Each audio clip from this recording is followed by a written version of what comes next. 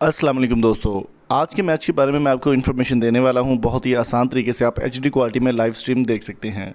तो वीडियो को एंड तक आपने आखिर तक लाजमी देखना है ताकि आपको मुकम्मल समझ आ जाए कि आपने क्या करना है और किस तरह से लाइव स्ट्रीम देखनी है।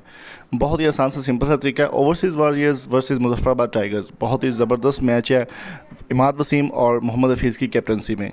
मैच 7:30 बजे स्टार्ट होगा।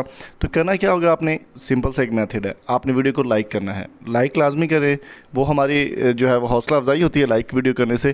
तो उसके बाद आपने डिस्क्रिप्शन ओपन करनी है। डिस्क्रिप्शन के अंदर आपको एक लिंक मिलेगा, क्योंकि यूट्यूब पर हम लाइव नहीं दिखा सकते आपको, तो डिस्क्रिप्शन में मौजूद लिंक के ऊपर आप क्लिक करेंगे तो एचडी क्वालिटी में आपको ये मैच देखने को मिल जाएगा। बहुत ही आसान सा और सिंपल सा मेथड है, जल्दी से ट्राई कीजिए, एंजॉय कीजिए। वीडियो अगर अच्छी लगे, मैच प्ले हो जाए तो हमें भी लाइक कीजिए, सब्सक्राइब कीजिए। मिलते हैं जल्दी एक नई वीडियो के साथ। अपना बहुत सारा ख्याल रखिएगा, दुआ में याद रखिएगा।